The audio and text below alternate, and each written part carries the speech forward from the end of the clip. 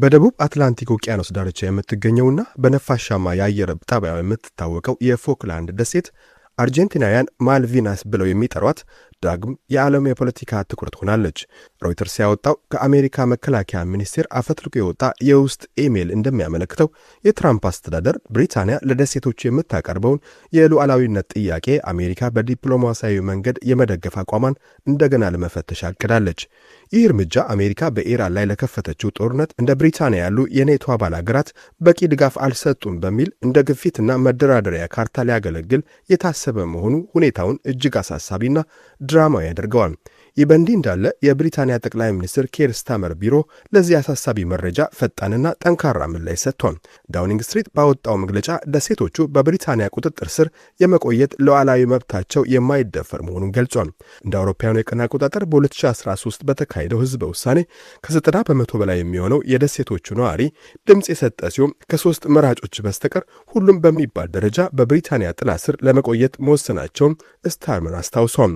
ለለንደን መንግስት የደሴቶቹ ነዋሪዎች የራሳቸውን ዕድል በራሳቸው የመወሰን መብት ከምንም በላይ ቅድሚያ የሚሰጠው ጽኑ አቋም ነው ብሏል። ይህ አዲስ ፍጥጫ የዛሬ 44 ዓመት ገደማ የተካሄደውን አጭር ግን ደም አፋሳሽ ጦርነት ትዝታ የሚቀሰቅስ ሆኗል።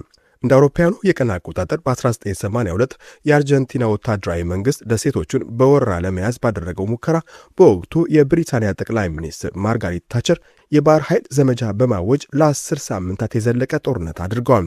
በወቅቱ በነበረው ጦርነት 649 አርጀንቲናውያን፣ 255 ብሪታንያውያንና 3 የደሴቱ ነዋሪዎች ሕይወታቸውን አጥተዋል። በወቅቱ የነበረው የአሜሪካው ፕሬዝዳንት ሮናልድ ሬገን አስተዳደር ከታቸር ጋር የነበረው ልዩ ግንኙነትና ከአርጀንቲና ጋር ሊመሰረት ከነበረው ጸረ ኮሚኒስት ግንኙነት መካከል ተወጥሮ ነበር።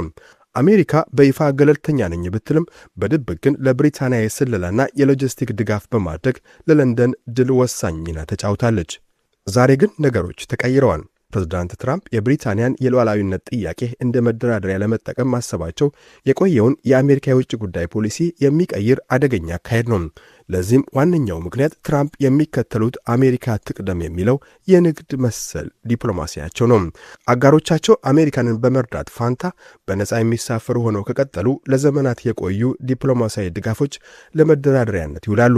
በተጨማሪም ትራምፕ ከአዲሱ የአርጀንቲና ፕሬዝዳንት ሃቪየር ሚሌይ ጋር ያላቸው ግላዊና ርዕዮተ ዓለማዊ መመሳሰል ለዚህ ውሳኔ ትልቅ ግፊት ሳይሆን አልቀረም። ሚሌይ ምንም እንኳን የደሴቶቹ ሉዓላዊነት የአርጀንቲና መሆኑን ቢገልጹም ኃይል ከመጠቀም ይልቅ ለብዙ 10 ዓመታት የሚዘልቅ የዲፕሎማሲያዊ መንገድን እንደሚመርጡ መግለጻቸው ለትራምፕ አዲስ የመደራደሪያ ዕድል ከፍቷል።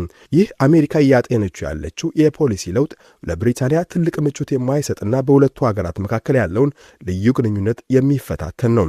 በተለይም ንጉሥ ቻርልስና ንግሥት ካሚላ በቅርቡ በአሜሪካ በሚያደርጉት ጉብኝት ከፕሬዝዳንት ትራምፕ ጋር ሊያደርጉት ከታሰበው ውይይት በፊት እንዲህ ያለ መረጃ መውጣቱ ሁኔታውን ይበልጥ ስሜታዊ ያደርገዋል።